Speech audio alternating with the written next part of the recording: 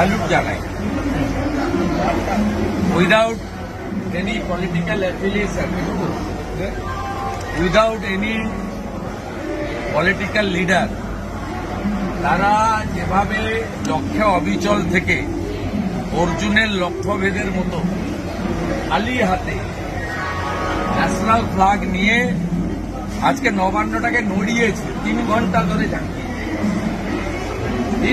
ধরে ঝাঁকিয়েছে। মমতা বন্দ্যোপাধ্যায় তথা তৃণমূল কংগ্রেস নেতৃত্বাধীন পশ্চিমবঙ্গ সরকারের পতন কি কার্যত নিশ্চিত হলো এটা বলা যায়? কেন এ কথা বলছি তার অনেকগুলো কারণ রয়েছে।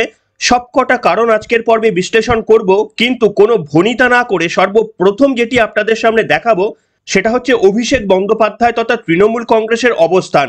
আপনাদের মনে রয়েছে যে বিজেপি কিন্তু নবান্ন আন্দোলনের ডাক দিয়েছিল সম্ভবত 2022 সালের নভেম্বর মাসে, এবং সেই বিজেপির ডাকা নবান্ন আন্দোলনের সঙ্গে ছাত্র সমাজের ডাকা গত দিনের নবান্ন আন্দোলনের যে বিস্তর ফারাক রয়েছে সেটা এতক্ষণে বোধহয় আপনারা সকলেই জেনে গিয়েছেন। যেভাবে স্বতঃস্ফূর্তভাবে পতাকা ছাড়া, কোনো রাজনৈতিক দলের পতাকা ছাড়া এবং ভারতের জাতীয় পতাকা বুকে নিয়ে হাতে নিয়ে মানুষ রাস্তায় নেমেছেন, প্রতিবাদ জানিয়েছেন, একদিকে নির্যাতিতার অভিযুক্তদের ফাঁসির দাবিতে, অন্যদিকে মুখ্যমন্ত্রী মমতা বন্দ্যোপাধ্যায়ের পদত্যাগের দাবিতে। এটা মমতা বন্দ্যোপাধ্যায়ের শাসনকালে আর কখনো ঘটেনি। এমনকি বিজেপির ডাকা নবান্ন আন্দোলন এর তুলনায় একেবারেই ক্ষীণ। এবং কার্যত আপনারা বুঝতে পারবেন, যেটা দিয়ে শুরু করলাম, যে অভিষেক বন্দ্যোপাধ্যায় তার যদি একটা কথা আপনাদের মনে করিয়ে দিই, যে গতবার 2022 সালের নভেম্বর মাসে বিজেপির ডাকা নবান্ন আন্দোলনের পর যে বিক্ষিপ্ত অশান্তি আমরা দেখেছিলাম, সেখানে পুলিশের ওপর অত্যাচারের অভিযোগে অভিষেক বন্দ্যোপাধ্যায় কি বলেছিলেন আপনাদের মনে রয়েছে তো? অভিষেক বন্দ্যোপাধ্যায় বলেছিলেন, পুলিশ অত্যন্ত নিয়ন্ত্রিত ভূমিকা পালন করেছিল। আমি যদি থাকতাম, যদি দেখতাম পুলিশের ওপর অত্যাচার হচ্ছে, তাহলে আমি একেবারে কপালের মধ্যেখানে গুলি করতাম। অভিষেক বন্দ্যোপাধ্যায়ের সেই ঐতিহাসিক বক্তব্য আপনাদের মনে রয়েছে, যেটা পশ্চিমবঙ্গবাসীকে চিনিয়ে দিয়েছিলেন এই অভিষেক বন্দ্যোপাধ্যায় কতটা ট্রিগার হ্যাপি একজন শাসক হতে পারেন। সেই বক্তব্য শোনাবো, কিন্তু আপনাদের শুধু এটাই বলবো যে এত বড় নবান্ন অভিযান আন্দোলন, যেটা মমতা বন্দ্যোপাধ্যায়ের ক্ষমতায় আসার পর এত বড় আন্দোলন আর একটিও হয়নি, এই রকম পরিস্থিতিতে রাজ্যের মুখ্যমন্ত্রী মমতা বন্দ্যোপাধ্যায় চুপ, অভিষেক বন্দ্যোপাধ্যায় চুপ।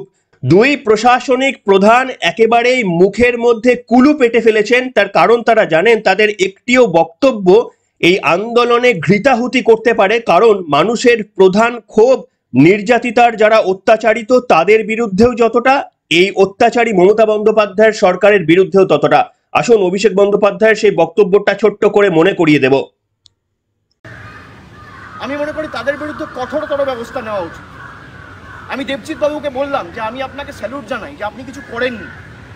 আপনার জায়গায় যদি আমি থাকতাম আর আমার সামনে যদি পুলিশের গাড়িতে আগুন জ্বলতো বা এইভাবে পুলিশের উপর আক্রমণ হতো, আমি এখানে শুট করতাম মাথার উপরে। শুনলেন বন্ধুরা গতবারে নবান্ন আন্দোলনের পর অভিষেক বন্দ্যোপাধ্যায়ের বক্তব্য, কিন্তু এবারে নবান্ন আন্দোলনের আগেই বলুন আর পরেই বলুন, অভিষেক থেকে মমতা বন্দ্যোপাধ্যায় দুজনের মুখে কুলুপ এঁটে গেছে। যদিও আজকে ছাত্র সমাবেশ রয়েছে, সেখানে দুজনাই থাকবেন এমন কথা শোনা যাচ্ছে, এবং ছাত্র সমাবেশ না থাকলে সম্ভবত তাদের এই নিরাপত্তা কন্টিনিউ হতো, কিন্তু যেহেতু ছাত্র সমাবেশ রয়েছে এই মুহূর্তে, তারা যদি সেই ছাত্র সমাবেশে অংশগ্রহণ না করেন তাহলে এই মেসেজটা পরিষ্কারভাবে চলে যেত যে অভিষেক মমতা ভয় পেয়ে গিয়েছে। সেই কারণে কিছুটা বাধ্য হয়ে তাদের ছাত্র সমাবেশে আজকে থাকতে হবে। কিন্তু আপনাদের দেখাবো যে আমাদের এই রাজ্য প্রশাসনটা কার্যত বেআইনি ঘোষণা হয়ে যাবে। যেভাবে তারা একের পর এক আন্দোলনগুলোকে বেআইনি বলে দিচ্ছেন, আগামী দিনে এমন একটা সময় হয়তো অনতি দূরে আসতে চলেছে যেখানে পশ্চিমবঙ্গের সাধারণ মানুষ এই প্রশাসনটাকে বেআইনি বলে এই তৃণমূল কংগ্রেসের সরকারকে পতনের দিকে নিয়ে যাবে। আপনাদের মনে রয়েছে যে এই যে ছাত্র আন্দোলনের ডাক দেওয়া হয়েছিল, এই যে স্বতঃস্ফূর্তভাবে যে আন্দোলনটা আমরা দেখলাম, সেখানে পুলিশ প্রশাসনের তরফ থেকে আন্দোলনের একদিন আগে এসে বলে দেওয়া হলো এই নবান্ন অভিযান আন্দোলনটা বেআইনি। দেখতেই পাচ্ছেন একটা খবরের শিরোনাম, এই নবান্ন অভিযান বেআইনি, দুষ্কৃতীদের কর্মসূচি, সাধারণ মানুষকে দূরে থাকার বার্তা পুলিশের। অর্থাৎ ভাবুন, নবান্ন অভিযান আন্দোলনের আগেই পুলিশ বলতে শুরু করে দিয়েছিল এটা বেআইনি এবং দুষ্কৃতীদের। ছাত্র সমাজের ডাক দেওয়া একটা আন্দোলনকে মমতা বন্দ্যোপাধ্যায়কে খুশি করতে পুলিশ প্রশাসন তাদের প্রথম থেকেই বেআইনি এবং দুষ্কৃতী হিসাবে চিহ্নিত করে দিয়েছিল। এবার আপনারা দেখুন, যখন আন্দোলনে অংশগ্রহণ করা স্বতঃস্ফূর্তভাবে নামা রাস্তায় মানুষের ওপর আক্রমণ করা হলো, তার বিরুদ্ধে যখন রাজ্য বিজেপি 12 ঘন্টা বাংলা বন্ধের ডাক দিল, সেটাকেও দেখুন বেআইনি বলে দিল মমতা বন্দ্যোপাধ্যায়ের প্রশাসন। দেখুন কি লেখা রয়েছে, বন্ধ বেআইনি, কাল জনজীবন স্বাভাবিক রাখার আর্জি সরকারের। বুঝতে পারছেন, মানে মমতা বন্দ্যোপাধ্যায়ের বিরুদ্ধে আপনি যদি কোনো আন্দোলন করেন তাহলে আমাদের এই রাজ্য পুলিশ প্রশাসনের স্ট্যান্ড হচ্ছে সেগুলো বেআইনি। একেবারে তৃণমূল কংগ্রেসের যা স্ট্যান্ড, আমাদের রাজ্য পুলিশ প্রশাসনের একই স্ট্যান্ড। সেই কারণেই বোধহয় এই পুলিশ প্রশাসন মানুষের হয়ে কাজ করছে বলে কোনো মানুষের কনফিডেন্স আসছে না, বরঞ্চ তারা মমতা বন্দ্যোপাধ্যায়কে কি করে বাঁচানো যায়, তৃণমূল কংগ্রেসকে কিভাবে শাসন ক্ষমতায় রেখে দেওয়া যায়, সেই দিকেই তারা ব্যস্ত। সেই কারণেই একের পর এক কর্মসূচি, সেটা সাধারণ মানুষ ফেসবুকেই ডাক দিন কিংবা বিজেপি বা কোনো দলের তরফ থেকে ডাক দেওয়া হোক না কেন, একের পর এক সেগুলোকে বেআইনি ঘোষণা করছে আমাদের রাজ্য প্রশাসন। এমন একটা দিন খুব সামনেই হয়তো আসবে, এই তৃণমূল কংগ্রেসটাকেই বেআইনি ঘোষণা করে দেবে পশ্চিমবঙ্গের মানুষ। সেই দিনের অপেক্ষায় আমরা রয়েছি। মমতা ব্যানার্জিকে মানে তার গদিটা আপাতত ঠেকিয়ে দিল পুলিশ। ভারতীয় জনতা পার্টি বা আজকে যারা শুভবুদ্ধি সম্পন্ন মানুষরা আন্দোলনে ছিলেন, তারা চাইলে আমরা সব আপনার মমতা ব্যানার্জির বাড়ি অব্দি তো ঢুকে যেতে পারত। যে নিচের তলার পুলিশ কর্মীরা আহত হয়েছে তাদের প্রতি আমাদের পূর্ণ সহানুভূতি সমবেতিতা আছে। কারণ গ্যাস শেষ, জয়কামানের জল শেষ, লাঠি চার্জ করতে করতে হাঁপিয়ে গেছে। আপনারা নিজেরাই দেখেছেন, টিয়ার গ্যাস, বজ্র থেকে ধোঁয়া এবং জল দেওয়ার পরেও কোনোভাবে আন্দোলনকে থামাতে পারেনি। এখনো স্টিল নাও বাবুঘাট এবং আপনার সাঁতরাগাছিতে এখনো আন্দোলনকারীরা আন্দোলন করে যাচ্ছে। কারণ এই আন্দোলনে সেকু মাকু বাদ দিয়ে অন্য বিরোধী রাজনৈতিক দল যারা নোসেটিং করে তারাও যেমন ছিল, সাধারণ অনেক মানুষ ছিলেন যারা রাজনীতির সঙ্গে সম্পর্ক নয়।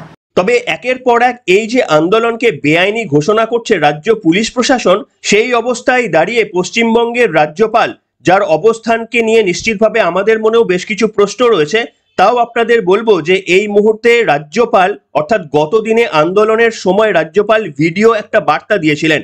সেখানে রাজ্য পুলিশ প্রশাসনের এইভাবে ছাত্রছাত্রীদের উপর অগণতান্ত্রিকভাবে লাঠিচার্জ, জল কামান এবং কাঁদানে গ্যাসের এইভাবে আক্রমণকে রাজ্যপাল মনে করিয়ে দিলেন যে সুপ্রিম কোর্টের অর্ডার ছিল শান্তিপূর্ণভাবে কোনো আন্দোলনকে এইভাবে দমিয়ে দেওয়া যাবে না, তাদের কণ্ঠরোধ করা যাবে না। রাজ্যপাল মনে করিয়ে দিয়েছিলেন, যদিও আমাদের এই রাজ্য পুলিশ প্রশাসনের সেই সমস্ত কথাগুলো মনে থাকে না।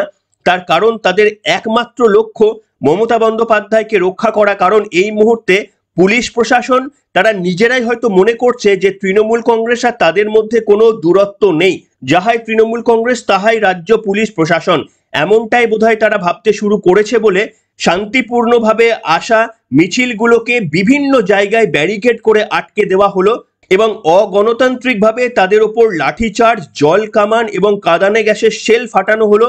এমন একটা সময় আসলো যেখানে জল পর্যন্ত ফুরিয়ে গেল, এমনকি কাঁদানে গ্যাসের শেল পর্যন্ত ফুরিয়ে গেল, কিন্তু আন্দোলন স্তব্ধ হয়নি। আর এটাই বোধহয় মমতা বন্দ্যোপাধ্যায়কে সব থেকে ভয় ধরিয়ে দেবে। এবং আরো একটা প্রশ্ন আমাদের এই রাজ্য পুলিশ প্রশাসনকে, আপনারা লক্ষ্য করবেন দ্বিচারিতাটা, যে ছাত্রছাত্রীদের যে আন্দোলন সেটাকে রাজ্য পুলিশ প্রশাসন বেআইনি একদিকে বলছে, আর আজকে মমতা বন্দ্যোপাধ্যায়ের নেতৃত্বে যখন তৃণমূল কংগ্রেসের ছাত্রছাত্রীরা নামবেন তখন দেখবেন পুলিশ প্রশাসন একেবারেই তাদেরকে কিভাবে সহযোগিতা করছে, তাদের অনুষ্ঠানটাকে কিভাবে সহযোগিতা করছে এই রাজ্যের পুলিশ প্রশাসন।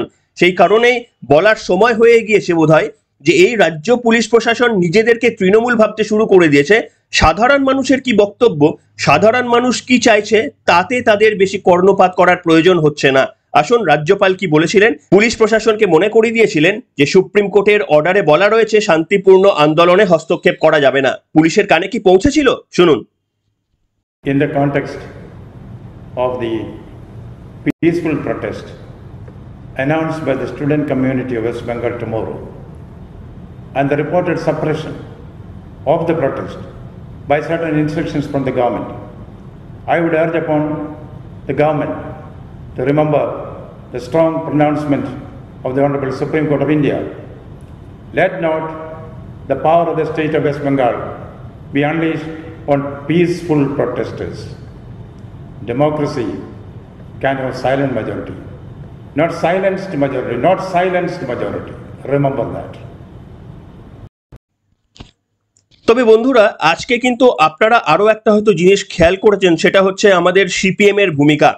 প্রথম কথা বলতে চাই যে ইদানিং আমি যে সোশ্যাল মিডিয়া বিশেষ করে টুইটারগুলো লক্ষ্য করছি, হঠাৎ করেই একদিকে দেখছি শাসক দলের প্রচুর প্রোফাইল, যেগুলো আমি আগে কখনো দেখিনি, এরকম প্রচুর প্রোফাইল থেকে বিভিন্ন রকমের এই ছাত্র বিরোধী আন্দোলনকে নিয়ে বিভিন্ন রকমের তাদের মন্তব্য আসছে। কোথা থেকে রাতারাতি এত প্রোফাইল গজিয়ে গেল জানি না। শুভেন্দু অধিকারী আগেই বলেছিলেন যে পুলিশের তরফ থেকে নাকি এই ধরনের প্রোফাইল তৈরি করা হচ্ছে, জানি না এটা তার পার্ট হবে কিনা, সেই তথ্য আমাদের কাছে নেই। কিন্তু আমার প্রশ্ন হচ্ছে সিপিএম এর ভূমিকা। ঘরে বসে টিভির মধ্যে চা কফি খেতে খেতে, সঙ্গে হয়তো লেস খেতে খেতে এই সিপিএম এর কমরেড বাহিনী তারা দেখলো কিভাবে রাস্তায় নেমে ছাত্রছাত্রীরা জল কামানের মুখোমুখি হয়ে প্রতিবাদ করলো এবং দফা 1 দাবি 1 মমতা বন্দ্যোপাধ্যায়ের পদত্যাগের দাবিতে পতাকা ছাড়া, কোনো রাজনৈতিক দলের পতাকা ছাড়া, কোনো রাজনৈতিক দলের একেবারেই প্রভাবশালী কোনো মুখের ছাড়াই ছাত্রছাত্রী থেকে সাধারণ মানুষরা যেভাবে আন্দোলনে সামিল হলেন, সেটা ঘরে বসে তাড়িয়ে তাড়িয়ে উপভোগ করলেন আমাদের সিপিএম এর কার্যকর্তা এবং সমর্থকরা। শুধু তাই নয়, আমি বিভিন্ন সোশ্যাল মিডিয়াতে দেখছিলাম যে তাদের বয়ান অনেকটা তৃণমূল কংগ্রেসের কার্যকর্তাদের বয়ানের সঙ্গে মিলে যাচ্ছিল। সেটা হচ্ছে, আমি খেয়াল করছিলাম তারা অনেকেই বলছিল, সিপিএম এর প্রোফাইল থেকে লেখা হচ্ছিল যে ছাত্র আন্দোলনের নামে আজকে যারা এসেছেন তারা তো সব বুড়ো বুড়ো, এরা আবার কোন কলেজের ছাত্র। এই ধরনের সিপিএম যে প্রশ্নগুলো তুলছে, আমি দেখছিলাম এই প্রশ্নগুলো সম্পূর্ণরূপে তৃণমূল কংগ্রেসের প্রশ্নের সঙ্গে মিলে যাচ্ছে।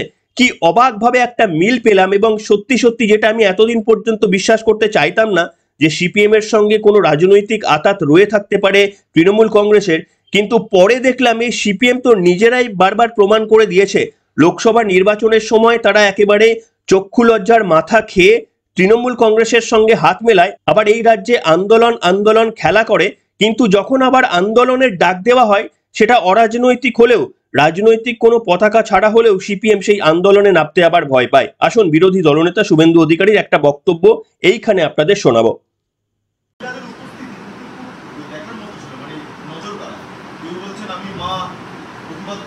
নড়িয়ে দিয়েছে, ডাক্তার বোনটি নড়িয়ে দিয়েছে, নড়িয়ে দিয়েছে মহিলাদের। এবং সিপিএম এর লাগাতার কুৎসার পরেও মহিলারা বুঝেছেন যে সিপিএম তৃণমূলের অক্সিজেন সিলিন্ডার। সিপিএম লাগাতার প্রচার করেছে, বিজেপি, আরএসএস এর, শুভেন্দু অধিকারী, সুকান্ত মজুমদারের।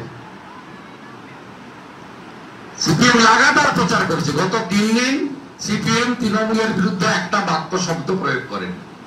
পুরো বিজেপি আমাদের আইডিওলজির বিরুদ্ধে প্রচার করেছে। তারপরে যে ভাবে মহিলা, যুবক এবং গার্ডিয়ানরা বেরিয়ে এসছে, তাতে এটা প্রমাণিত হয়েছে যে পশ্চিমবাংলার মানুষ তারা আরজি করের ঘটনায় ব্যথিত, অত্যন্ত লজ্জিত। তারা রেজাল্ট চাইছেন, রেজাল্ট আমরা দেব। অসাধারণ। সিপিএম এর এই ভূমিকা বোধহয় পশ্চিমবঙ্গের মানুষ ভুলবে না। যেভাবে পতাকা ছাড়া ভারতের পতাকা নিয়ে রাস্তায় নেমেছিল পশ্চিমবঙ্গের মানুষ, সিপিএম অন্তত দাবি করতে পারবে না যে আমাদেরও এখানে সমর্থন ছিল বা আমরাও কিন্তু এতে সামিল ছিলাম। তার কারণ এই যে আন্দোলন ইতিহাসের বুকে হয়তো লেখা থাকবে, এই যে পরিবর্তন হবে বা হওয়ার দিকে এগুচ্ছে পশ্চিমবঙ্গ, সেখানে ফেসবুকে 3-4 জন ছাত্রর ডাকা আন্দোলনে এতটা সাড়া পড়তে পারে, এটা ইতিহাসে জায়গা করে নেবে, যেখানে সেখানে অন্তত একটা লাইন লেখা থাকবে যে সিপিএম তারা এটাকে সমর্থন করেনি, যে সিপিএম কে একেবারেই তাড়িয়ে দিয়েছিল তৃণমূল কংগ্রেস একটা অনৈতিক আন্দোলনে, যেখানে বুদ্ধদেব বাবুর মতো একজন অসাধারণ ব্যক্তিত্ব, রাজনৈতিক ব্যক্তিত্ব, যিনি টাটার কারখানাকে গড়ে পশ্চিমবঙ্গকে নতুন দিশা দেখাতে চেয়েছিলেন, সেই সিপিএম কে যারা সরিয়ে দিলেন, সেই তৃণমূল কংগ্রেসের বিরুদ্ধেও কিন্তু সিপিএম এর এতটা আক্ষেপ নেই। তারা নির্দ্বিধায় সমস্ত রাজনৈতিক আইডেন্টিটি ভুলে শুধুমাত্র মমতা বন্দ্যোপাধ্যায়ের পদত্যাগে একমত হতে পারলো না। অর্থাৎ মমতা বন্দ্যোপাধ্যায়ের পদত্যাগ নিয়ে তাদের শর্ত রয়েছে, বিভিন্ন শর্ত রয়েছে, শর্তগুলো মানলেই তারা মমতা বন্দ্যোপাধ্যায়ের পদত্যাগ চান। যদি সেই শর্ত না মানা হয় তারা মমতা বন্দ্যোপাধ্যায়ের পদত্যাগ চান না, সেই আন্দোলনেও তারা সামিল হবেন না, সেটা তারা জানিয়ে দিলেন। এইটা হচ্ছে আমাদের সিপিএম। এবার আপনারা বলুন পশ্চিমবঙ্গবাসী হয়ে কাকে ভোট দেবেন? তৃণমূল কংগ্রেসকে ভোট দিতে পারবেন না। সিপিএম এর যে এই ভয়ঙ্কর অবস্থা, তাদের যে অবস্থান, এই নিয়ে সিপিএম কে আপনারা ভোট দিতে পারবেন না। কংগ্রেস তো এমনিতেই শূন্য, তাদের কাউকে তো মাঠেই দেখা যায় না, কংগ্রেসের কথা বাদ দিলাম। তাহলে পড়ে থাকলো বিজেপি। আপনাদের হয়তো অল্প বিস্তর বিজেপির সমস্ত কার্যকলাপ পছন্দ না হলেও চয়েস কি রইলো? বিজেপি ছাড়া এই মুহূর্তে আপনি কাকে ভোট দেবেন এই চয়েসটাই তো থাকলো না। নিশ্চিতভাবে আমরা চাই এমন একটা রাজনৈতিক দল, বিজেপি ছাড়াও যেন আরো এক দুটো রাজনৈতিক দল আমাদের কাছে যদি অপশন থাকতো, যাদেরকে আমরা নির্বাচনের লাইনে গিয়ে ভোট দিতে পারতাম, এটা আমাদের জন্য সব থেকে ভালো একটা অপশন খোলা থাকতো। এই ধরুন আপনি কোনো একটা শপিং মলে গিয়ে যদি একটাই জামা কেনার চয়েস থাকে, আপনাকে ওই জামাটাই পরতে হবে, কিন্তু আপনার যদি দু তিনটে জামা পছন্দ হয় যে কোনো একটা কিনতে পারতেন। কিন্তু আজকে পশ্চিমবঙ্গের যা অবস্থা, এই আন্দোলনকে ঘিরে রাজনৈতিক দলগুলি তাদের যে অবস্থান গুলো নিচ্ছে এবং মানুষের সামনে কার্যত প্রকট করে দিচ্ছে যে কোনোভাবে ভুল করেও তাদেরকে সমর্থন করা যায় না। আর পশ্চিমবঙ্গের মানুষ এটা বোধহয় অনেকদিন আগেই ভালো করে জেনে গিয়েছিলেন বলে দিনের পর দিন যা যা নির্বাচন হচ্ছে সিপিএম কে 0 থেকে আর 1-এ নিয়ে যাওয়া যাচ্ছে না, আর হয়তো আগামী দিনে যাবেও না। কি বলবেন? আপনাদের কি নৈতিক সমর্থন রয়েছে আজকে যে বাংলা বন্ধ হয়েছে সেটাকে নিয়ে? অবশ্যই আজকের পর্বে কমেন্ট করবেন, এবং আরো একটা পর্ব আনার ইচ্ছা রয়েছে আজকে সকালেই, সেটাও আপনারা দেখতে পারেন চাইলে। এখনকার মতো এখানে শেষ করলাম।